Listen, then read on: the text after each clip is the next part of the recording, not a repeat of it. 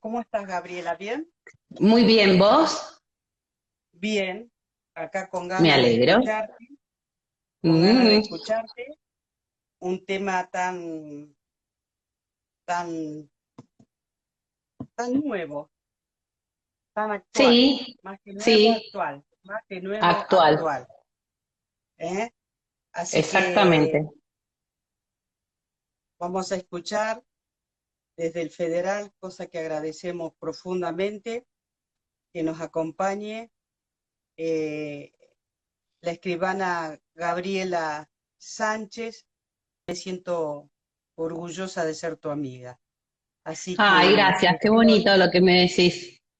En estos te tiempos cedo, en los que pregonamos la sororidad entre las mujeres, un término que muchas veces es desconocido, pero del cual nos tenemos que apoderar, no tenemos que tenerle miedo, siento, a palabras como el empoderamiento de las mujeres, a palabras como sororidad, y cuando hablamos del género, del el concepto del feminismo, la predicación del feminismo, no queremos explicar todo por el feminismo, pero sí queremos sentirnos partes de un movimiento que tiene que ver con el reconocimiento de los derechos. Precisamente esta tarde vamos a hablar y vamos a tocar un tema muy sentido, no solo en cuanto a derechos humanos, sino también por la historia de nuestro país.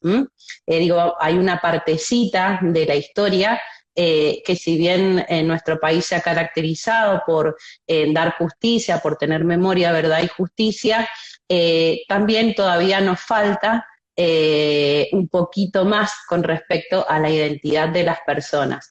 Y cuando desde el Consejo Federal me invitaron, como siempre, saben que me gusta hablar un montón, voy a tratar de no irme por las ramas, sino de encauzarnos y de que podamos charlar y conversar y tener una tarde enriquecedora entre todos los colegas y no colegas que nos están escuchando, porque te cuento que está presente con nosotros la presidenta de la Fundación del Grupo de Estudios Psicológicos y Sociales, la licenciada Viviana de María, una ferviente luchadora por los derechos humanos, una amiga personal a quien invité a que formara parte de esta charla, no solamente por su gran defensa a lo largo de toda su trayectoria de vida con los derechos humanos, sino también porque me aportó alguna mirada y voy a hacer referencia a algún texto de ella. Y también me gustaría que en algún momento también forme parte de estas charlas enriquecedoras que tienen que ver con lo que se nos presenta, con los desafíos que tenemos desde el notariado, que es la visión interdisciplinaria. ¿No es cierto? Y bueno, desde todos los puntos de vista que rozan la actividad notarial, la vasta actividad notarial, ya que nosotros estamos presentes a lo largo, o sea, desde antes del comienzo de la persona y hasta después del fin de la persona humana, acompañamos en todo ese trayecto de vida. Entonces, lo enriquecedor que es muchas veces conversar con otras disciplinas también. Bueno, Ile, empezando y sometiéndonos a este tema que esta tarde bonita nos convoca en un otoño que ya se hace notar en muchos lados, no sé por tu ciudad, por la mía. Estamos como, viste que tenemos una canción muy característica acá en Mendoza, que no es el lo mismo otoño el en otoño en Mendoza. Mendoza. Exactamente. Empiezan a verse esas hojas, los días ya se van acortando, las mañanas también amanece más tarde, las hojas se van tiñendo. De eh, amarillo, y bueno, y aquí de estamos. sepia.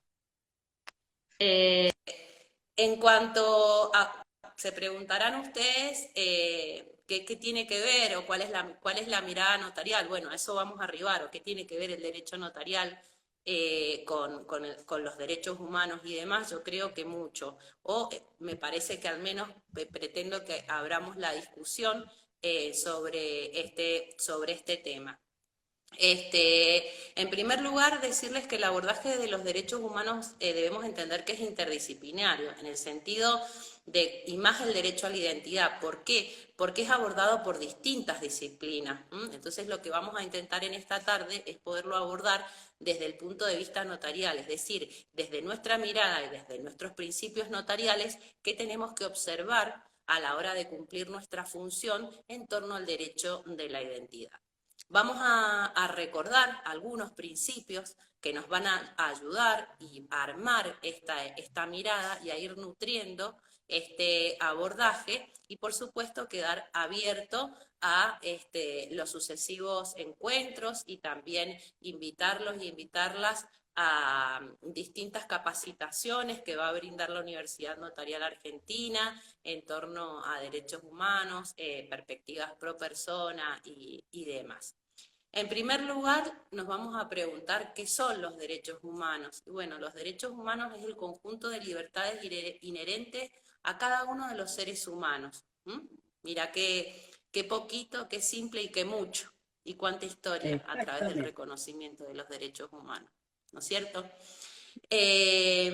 También a veces se confunde y debemos distinguir los derechos humanos de los derechos fundamentales. ¿Por qué? Porque los derechos fundamentales los derechos humanos corresponden a la persona por el solo o el mero hecho de ser persona. Los derechos fundamentales son aquellos que están consagrados en determinado ordenamiento jurídico. ¿Y cuáles son las características de esos derechos humanos? Esos derechos humanos van a ser inalienables, van a ser imprescriptibles, van a ser universales, va a haber una trazabilidad e interdependencia entre los derechos y surge en este reconocimiento a la dignidad humana una obligación para los estados de respetar esos derechos humanos y también de adecuar todo su ordenamiento jurídico a los derechos que han sido consagrados con jerarquía constitucional. Sabemos nosotros que a partir de la reforma del año 94 se incorporan con jerarquía superior a las leyes, en virtud de lo que dispone el artículo 75, inciso 22 de nuestra Carta Magna, una serie de tratados internacionales a lo cual el Estado argentino tiene la obligación de adecuar su normativa para garantizar a todos los ciudadanos ese uso, ese goce de esos derechos humanos, ¿sí? Y de los derechos consagrados en esta normativa. Cuando nosotros buscamos y nos ponemos un poquito a estudiar acerca de los derechos humanos, surge y tenemos un glosario, vamos a poner a disposición también de los y las colegas este material para que puedan abordar vinculado con este tema. Surge, no hay referencia a lo notarial, eso me llamó mucho la atención.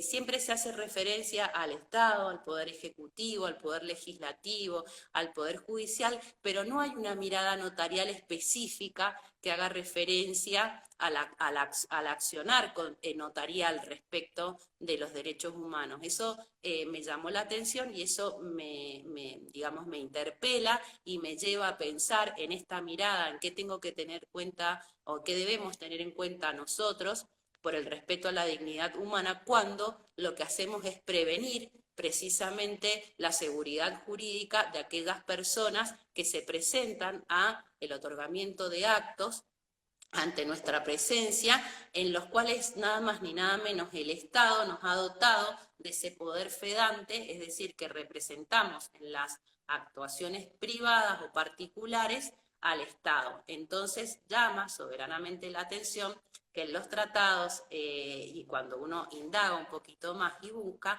no hay una referencia específica al notariado. Sí lo hay al Poder Judicial, al Poder Ejecutivo, y bueno, desde ahí podríamos decir que podemos ingresar por esa ventanita nosotros y hacernos parte desde ese lado. El control de convencionalidad, como les dije, hace referencia a la obligación que tienen todos los miembros del Poder Judicial y también del Poder Ejecutivo y Legislativo en todos sus niveles, de velar para que los efectos de las disposiciones contenidas en instrumentos internacionales de protección de derechos humanos no se vean mermadas, dicen, por la ley, es decir, porque se cumplan, porque se respeten, porque se garanticen, ¿sí?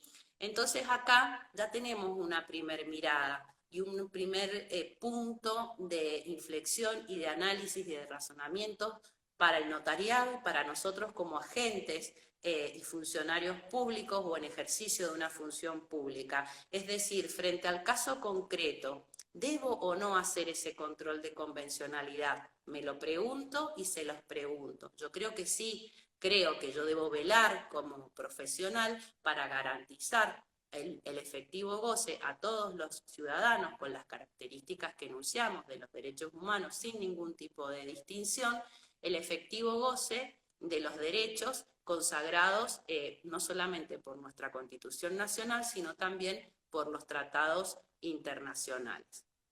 Por otro lado, cuando nos adentramos al tratamiento específico del derecho a la identidad, debo decirles que me resulta quizás un poco difícil hacerlo desde un lugar extremadamente objetivo o sin tener de vista la subjetividad. ¿Por qué lo digo? Porque nací en el año 76.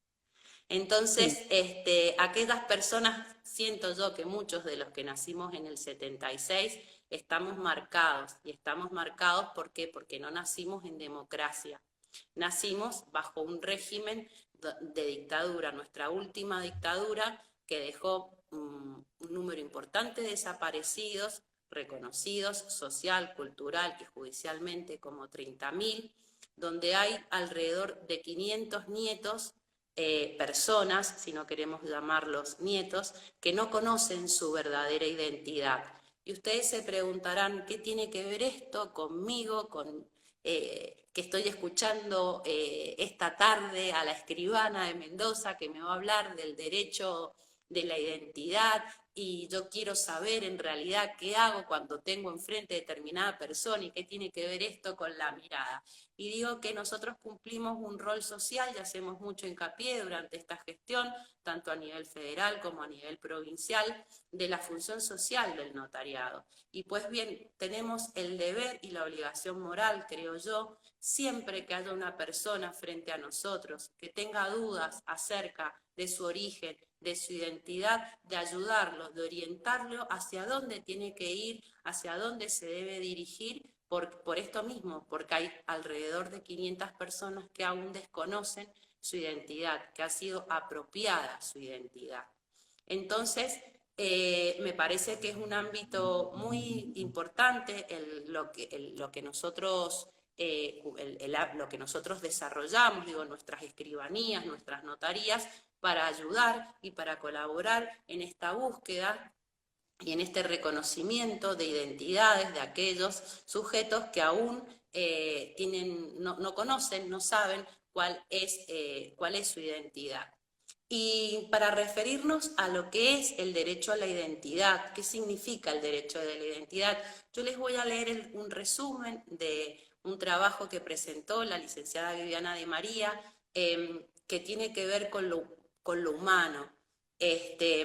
Así que les pido esa dispensa para leerlo y dice así: desde el montoncito de carne que somos al llegar a este mundo hasta devenir finalmente humanos, necesitamos inexcusablemente palabras para transitar ese sendero, palabras que sirven para llamarnos por nuestro nombre y que nos enlazan con las historias de otros. Así consideramos en esta ponencia a la noción de identidad, pensando de otro modo aquello que históricamente se refirió a lo monopólico, lo compacto, lo inalterable, lo idéntico. Desde esta perspectiva, para llegar a enunciar yo soy, necesitamos ser relatados desde qué somos pensados para el mundo adulto hasta qué tomamos esas palabras y las utilizamos para decirnos. Al tiempo, el sujeto debe ser incorporado en una cadena filiatoria. Acá ya nos metemos en el ámbito de lo jurídico, es decir, esta mirada interdisciplinaria que aborda la psicología, la sociología, la filosofía para hablar del derecho de la identidad. Cuando hablan de la cadena filiatoria, podemos decir que ingresamos y está esta partecita del mundo de lo jurídico. Esto es incluir al ser en una genealogía que lo inscribe en una historia, es decir, que el derecho a la identidad no es solamente el derecho a un nombre, es el derecho a una historia de vida, a saber quién soy, de dónde provengo, quiénes fueron mis ancestros. Continúa el relato diciendo, pero ¿qué sucede cuando un cachorro humano es arrancado de un sistema de parentesco e incluido violentamente en otro que no es el suyo? Aquí está lo que yo decía y por lo que estamos signados, aquellos y aquellas que nacimos entre los años 76 y 83, que son los años de que estuvo la dictadura militar, donde nace el movimiento de abuelas y donde seguimos en nuestro país con personas que han sido apropiadas y que no cuentan con su, o no conocen su verdadero origen. Entonces la identidad de la persona no es solo el nombre, es también su historia, es la historia de todos aquellos a los cuales está unida por vínculos familiares.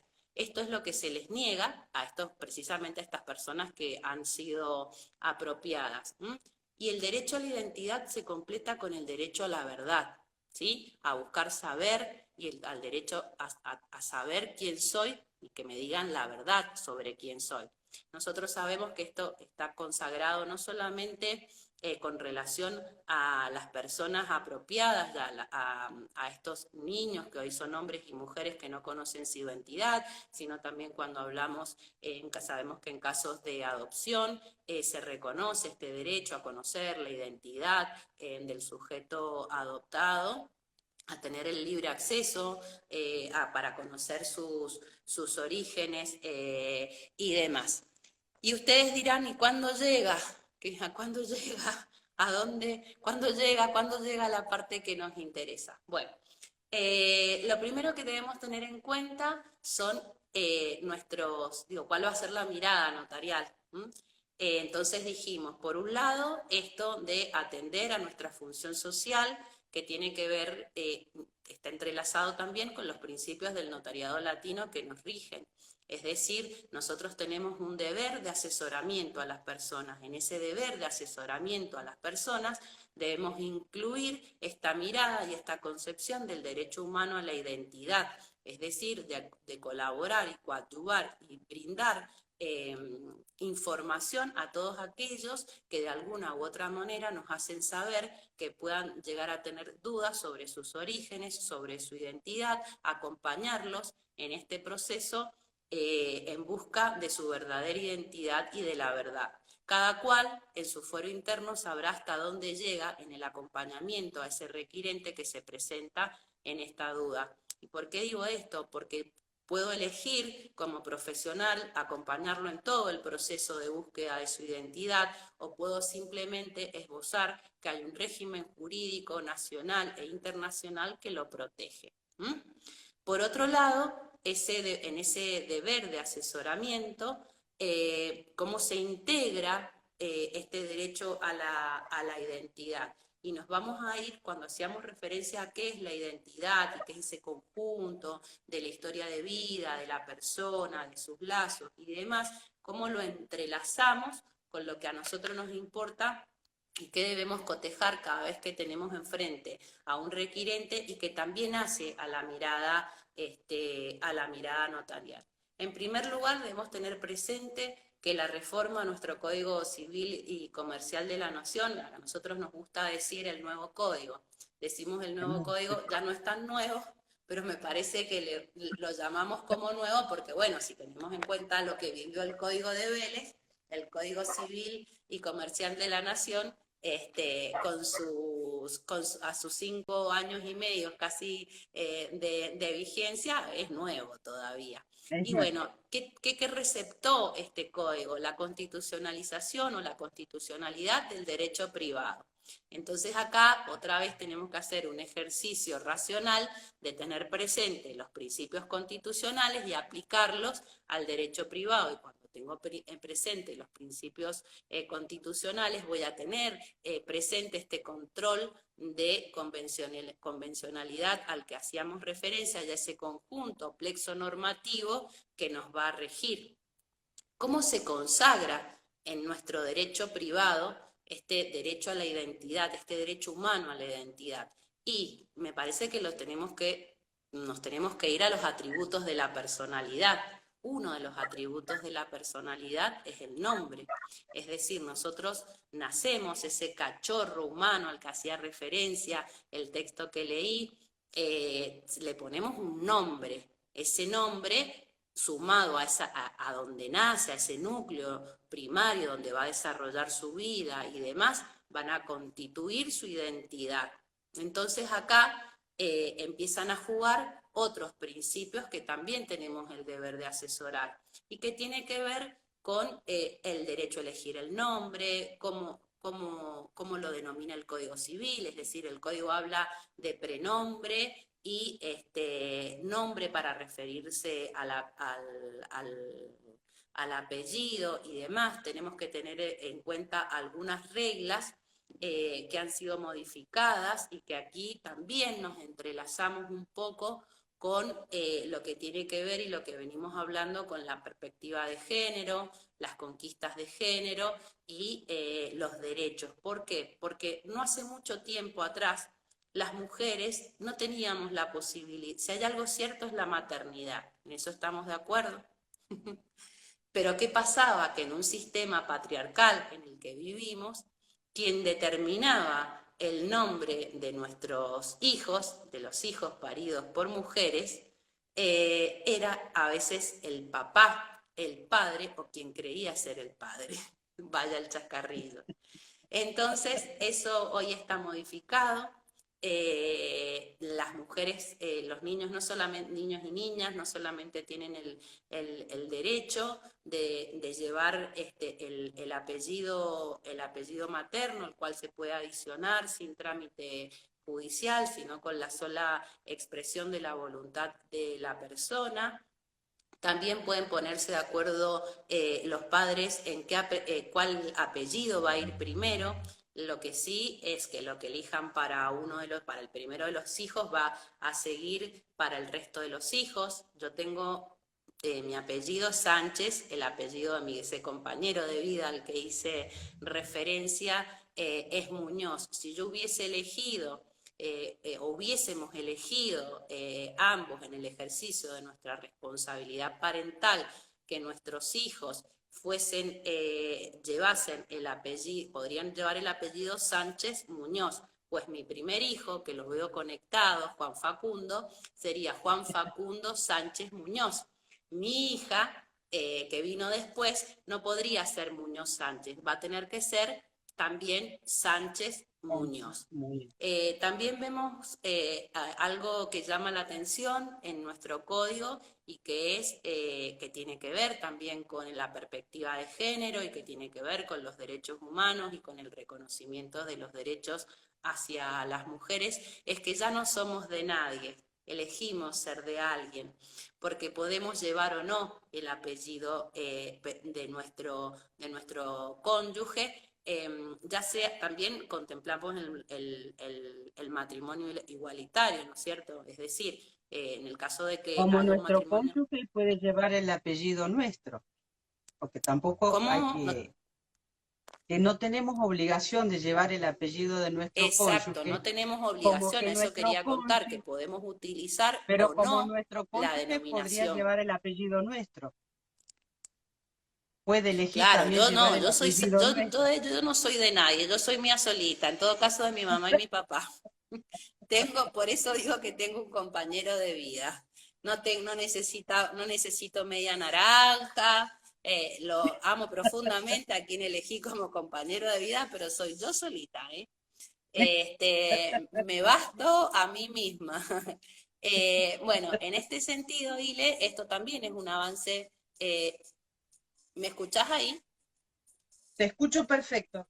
Bien, entonces en este sentido también es importante ese avance del Código Civil. Lo que sí podríamos también, las personas que hemos contraído matrimonio, es adicionar a nuestro apellido el apellido de nuestro compañero o compañera de vida. Compañero en el caso de que sea un matrimonio no igualitario, compañera o compañero en el caso de que sea igualitario. Es decir, que siguiendo con mi ejemplo, yo podría ser Gabriela Sánchez Muñoz Y también podría elegir de Muñoz. Lo que ya no es obligatorio llevar el de Muñoz.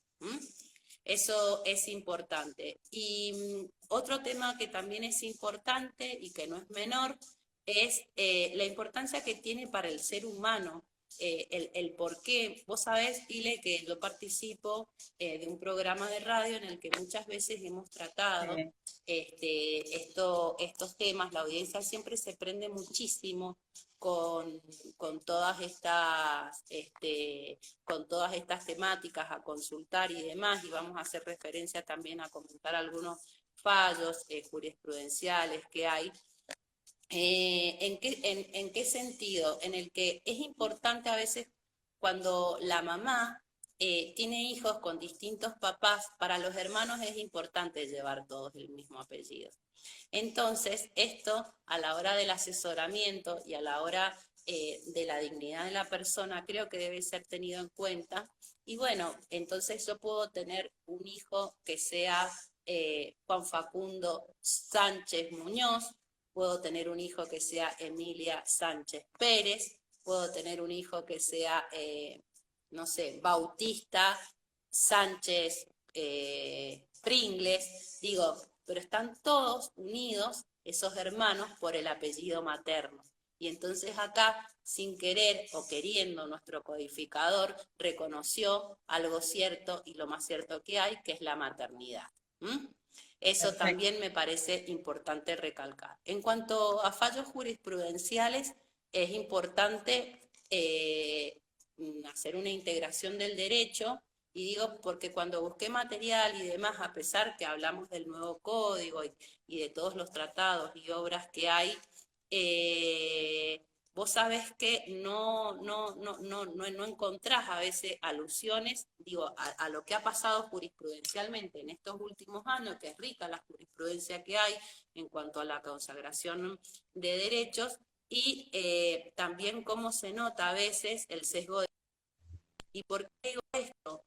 Porque hay fallos que han reconocido el derecho de los hijos que son de los víctimas de femicidios a poder sacarse o a poder sustraer el apellido paterno. Es decir, en determinados casos jurisprudenciales, y si mal no recuerdo, en tu provincia, pasó esto, donde una persona se presentó ante la justicia y solicitó, sentía que no era correspondía a su dignidad como ser humano por llevar el apellido de quien había sido el asesino de su madre, y la justicia le dio lugar a este reconocimiento. También hay fallos jurisprudenciales en los cuales se ha permitido frente al incumplimiento del deber de alimentos. Cuando hay un papá que no brinda los alimentos al niño o niña, ese niño, niña y futuro adolescente y persona que se siente agraviado y atacado en su dignidad, la justicia también le ha reconocido esa posibilidad de sacarse el apellido o el nombre, como lo define nuestro código. Entonces, ahí vemos también los avances jurisprudenciales, la recepción de la justicia, de la verdadera justicia, porque si la justicia llega tarde no hay justicia. Si bien es un adagio al cual siempre hacemos referencia, la verdad que cuando leemos este tipo de fallos, por ahí nos da cierta tranquilidad en ese reconocimiento a la dignidad humana y a la persona. Gabriela, ¿te puedo hacer una Otro tema pregunta? importante y que debemos tener presente es la ley de identidad de género. También me pasó algo llamativo, y que es que cuando busqué en los códigos comentados referencias a este análisis del nombre, de todos los artículos que se refieren en el Código Civil al nombre, al pronombre, a quién elige, cómo se elige, qué nombres puedo llevar, cuando hacemos todo el recorrido histórico de las leyes que lo regularon y demás, hay escasa referencia a la ley de identidad de género. Teniendo en cuenta, y por qué digo esto que me llama la atención, ¿por qué? Porque cuando se sanciona el Código Civil ya estaba vigente la ley de identidad de género. Entonces me sorprendió que no existiera una mirada notarial o que no quede plasmada esa mirada notarial en los tratados donde se desarrollan estos temas. Máximo teniendo en cuenta que creo que el notario, si algo se debe, es a satisfacer las necesidades actuales de la sociedad. Sabido es también que hemos tenido casos en los cuales se nos ha presentado, digamos, la problemática, no la problemática, sino que colegas a veces no han sabido actuar frente a estos casos. Entonces, lo que primero nos surge a muchos a veces es el castigo, ¿viste? El escrache. Me parece que no está bueno, eso, que no está bueno que nosotros ese accionar para con las y los colegas, sino que tenemos que acompañar a ese colega y poder ayudarlo a la deconstrucción. Y deconstruir significa romper lo que está construido para construir algo nuevo. Entonces, el mensaje es que no juzguemos, sino que acompañemos a esos colegas y a esas colegas que frente a esos casos concretos muchas veces no han sabido cómo reaccionar.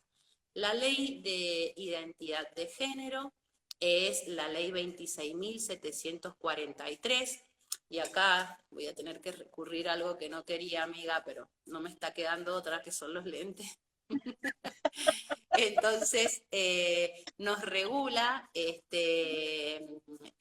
esta ley, como dijimos, el derecho a la identidad de género de las personas. Aprovecho para no hacerlo extensivo, ni desviarnos tanto del tema como a mí me gusta irme por las ramas, invitarlos a que vean, se suscriban al canal de YouTube del Colegio de Provincia de Buenos Aires y pueden participar del ciclo de género y de derechos humanos. Ahí en uno de los módulos, creo que en 2 módulos, fue abordado exquisitamente el tema referente a género y a la ley de identidad de género. Pero frente a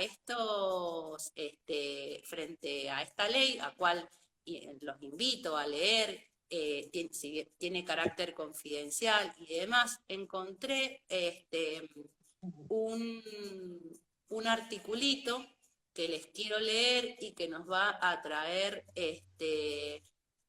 podríamos decir que un poquito de tranquilidad, más allá del trámite específico que conlleva y demás, toda la adecuación a lo que es la ley de identidad de género y cuando la persona se autopercibe con un sexo distinto al que nació y demás. Lo que nosotros tenemos que tener presente para este momento es el artículo 12 de la ley. El artículo 12 de la ley dice trato digno. Trato digno. Fíjense cómo hemos venido haciendo alusión a lo largo de toda la charla sobre la dignidad de la persona. Y dice, artículo 12, dijimos entonces, de la ley de identidad de género, trato digno. Deberá respetarse la identidad de género adoptada por las personas, en especial niños, niñas y adolescentes que utilicen un nombre de pila distinto al consignado en su documento nacional de identidad. A su solo requerimiento, el nombre de pila adoptado deberá ser utilizado para la citación, registro, legajo, llamado y cualquier otra gestión o servicio, tanto en los ámbitos públicos como privados. Cuando la naturaleza de la gestión haga necesario registrar los datos obrantes en el documento nacional de identidad, se utilizará un sistema que combine las iniciales del nombre, el apellido completo, día y año de nacimiento y número de documento, y se agregará el nombre de pila elegido por razones de identidad de género a solicitud del interesado o interesada. Era Una sencilla la consulta, Gaby, respuesta. una consulta. ¿Cómo congeniamos? Me parece bárbaro ese artículo, no lo había leído. El trámite administrativo, porque por ahí nos ponemos de este lado del mostrador al lado del escribano, y viene una persona distinta, que se denomina distinta a lo que trae en el documento. Sí.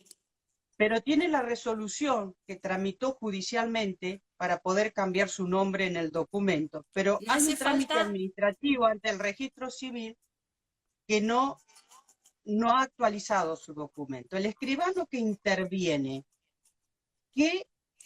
Acá tenemos, por eso yo te dije que teníamos distintos matices de acuerdo a la intervención. ¿Por qué?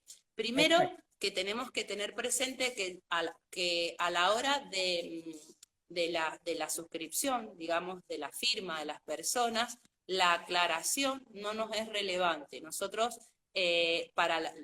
nos es relevante el número de documento, porque lo que no cambia es el número de documento.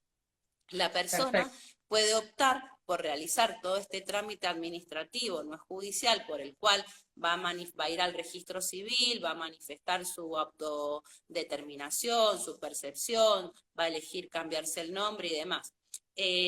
Acá a lo que nosotros son distintas actuaciones. Una cosa es cuando hay un acto dispositivo, es decir, cuando hay una escritora pública y cuando tenemos en el registro un asiento, una publicidad y un título donde comparece determinada persona que lo ha otorgado, y resulta que tengo enfrente después a la misma persona, pero con una identidad autopercibida distinta, y no ha hecho el trámite. Eso es para otro momento, para una discusión más profunda, y ahí entran en juego un montón de otros principios que, como les dije, están excelentemente tratados Perfecto. en el módulo que te dije. Vamos a lo más Perfecto. común, que es la Perfecto. certificación de firma. ¿Qué pasa Es cuando viene una persona a certificar la firma, por ejemplo, en un contrato de locación, que viene a ser fiador, garante, y me dice: yo soy Juana Sánchez, y me presenta un documento donde dice que es Pedro Sánchez? Acá tengo que aplicar el artículo 12, es decir, le voy a dar un trato digno a la persona. Entonces, dice: cuando la naturaleza de la gestión haga necesario registrar los datos obrantes en el Documento Nacional de Identidad, ahí a donde me voy, si yo no lo conozco, aplico el 306, inciso A. Necesito que esa persona identificarla. ¿Con qué la voy a identificar? Con el Documento Nacional de Identidad.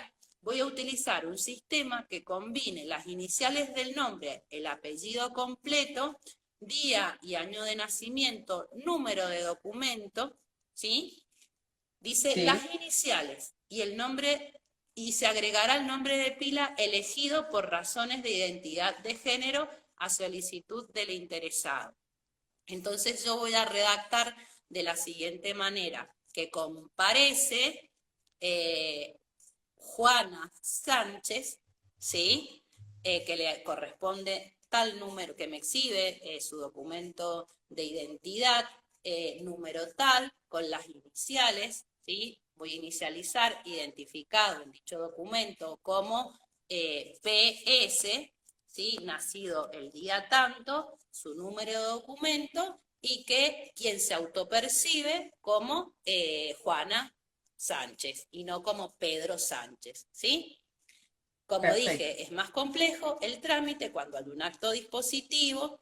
¿Y por qué? Porque ahí entran a jugar otros principios, hay que hacer adecuaciones, nos tienen que dispensar, bueno, excedía un poco la charla. Yo lo que quería era que tuvieran en cuenta este artículo como herramienta primera y como mirada hacia lo notarial. Otro dato importante, para que no tiene estrictamente que ver con el tema del derecho a la identidad, pero sí a lo notarial es que como nosotros tenemos, digamos, responsabilidad agravada, si se quiere, o ante la duda van a dudar si ha habido o no sustitución de persona y van a juzgar al escribano por la diligencia, es recomendarles dejar constancia del número de trámite de los documentos.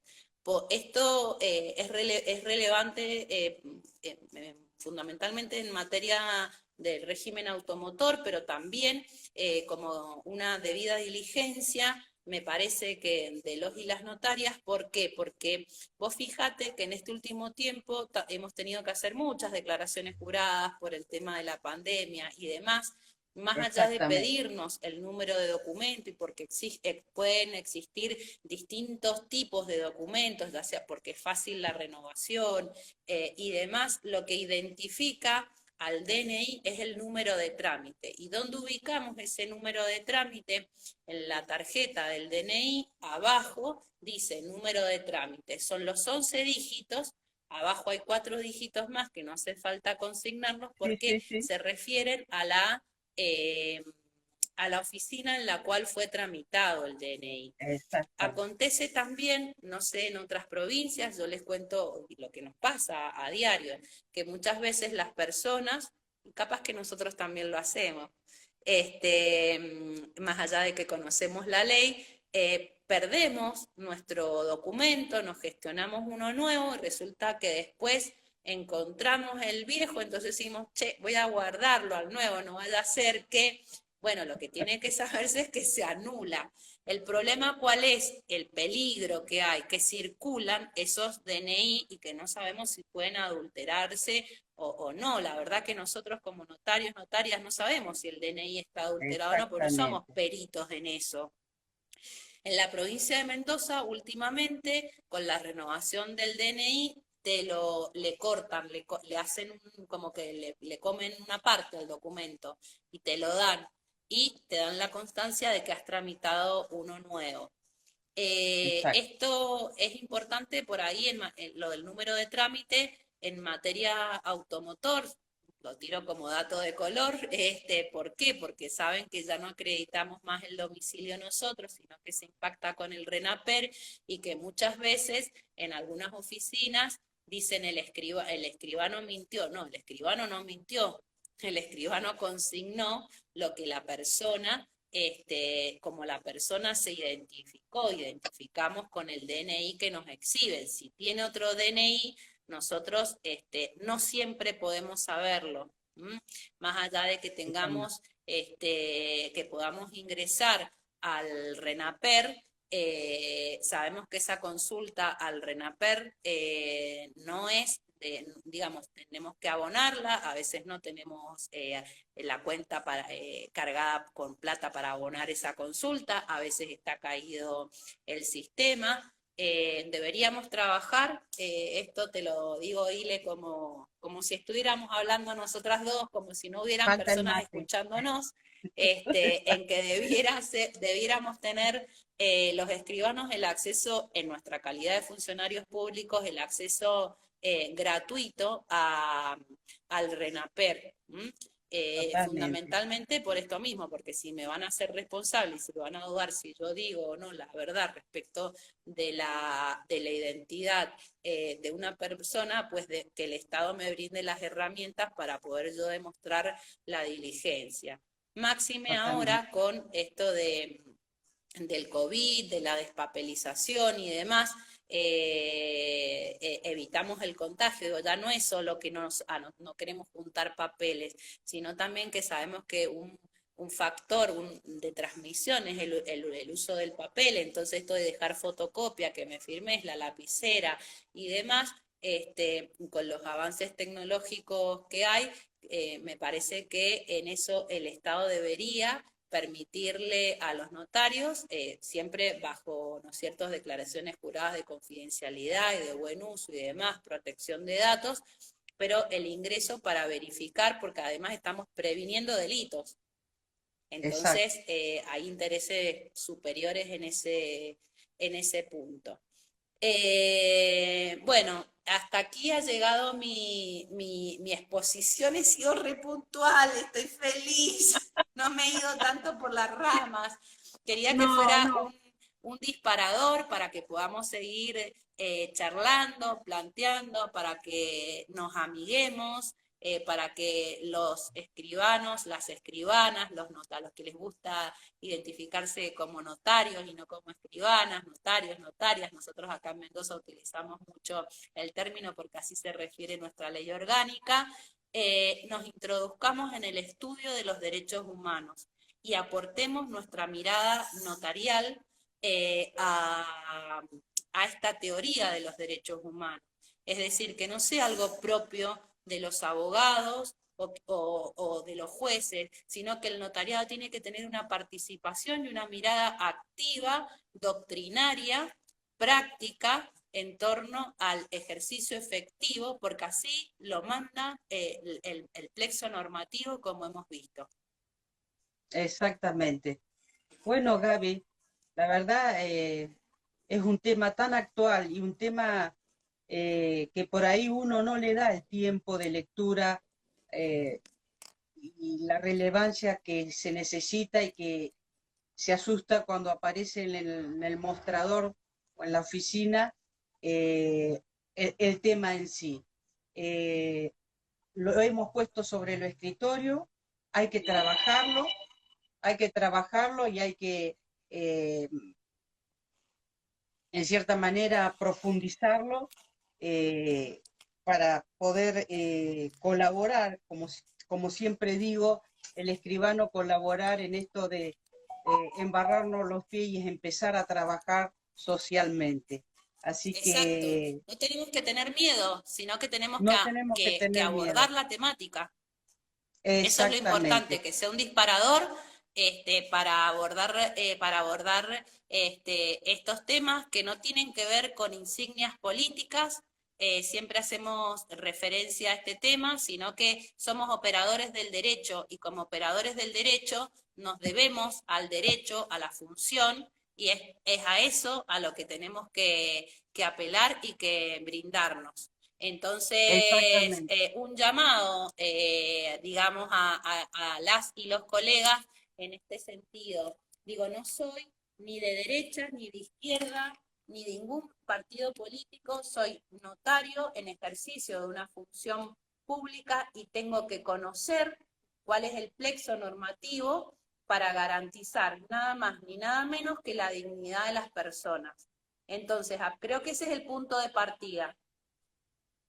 La dignidad que deriva de la identidad de la persona. Y nosotros somos los que damos fe sobre esa identidad, eh, Exactamente. que no es poca cosa, y no le debemos tener miedo a poder plantearlo y analizarlo desde el sentido común, cuidando Así esto que es. vos decís, que establece el artículo 12, la dignidad de la persona en Exactamente. particular. Así que Exactamente. bueno, te agradecemos este acompañamiento permanente que estás teniendo con el Consejo Federal, Gaby. Eh, Te vuelvo a repetir, es un gusto siempre escucharte, se aprende mucho de tu andar, así que seguí andando, Bueno, necesitamos muchas que sigas gracias. La verdad andando. que disfruto mucho, me gusta mucho la participación, la gestión, vos lo sabés. Son un grupo no solamente de colegas, sino de amigos. Y bueno, creo que también ese es el desafío de estar en esa condición y de poder colaborar con todos los colegas. Para todos los colegas estamos disponibles y bueno, y que exista esta, como dije, esta ayuda, esta complementariedad, este acompañamiento del Consejo Federal del Notariado Argentino a través de mirar lo que vinimos a descubrir con la pandemia. Digo, si le encontramos algo bueno, fue esto, que a pesar del distanciamiento, encontramos encontramos lugares para poder conocernos, para poder discutir los temas que nos gustan, para enriquecernos. Entonces, estos Instagram me parece que sirven para eso, para poder de alguna manera hacer como el flash, el ¡pac! ¿Viste? El te disparo, yo te dejo la inquietud. Después cada uno lo va a ir desmenuzando, lo va a ir procesando, lo va a ir pensando y bueno, esa es la idea, dejar un poquito, como a mí me gusta decir, huellas por donde uno va pasando. Ile, ha Totalmente. sido un gusto enorme compartir contigo, verte bien, que te recuperaste. Espero a la brevedad que podamos abrazarnos, reencontrarnos y bueno, y a todos los colegas que se sumaron, que nos acompañaron en esta tarde, gracias por estar y a los que nos van a ver después en las reproducciones también, gracias y a disposición de todo lo que sea para sumar, siempre me van a encontrar en esas causas. Bueno, muchas gracias, Gaby. Un abrazo fuerte y el federal está presente. Chao, Gracias, un corazón. cariño a toda la Junta y a todos los Gracias, colegas de la República Argentina. totalmente. Eso es. Un cariño grande, Ile. Gracias, mi amor. Igualmente para vos. Cuídate. Saludo a tu compañero de vida. Gracias. Gracias. Chao, chao.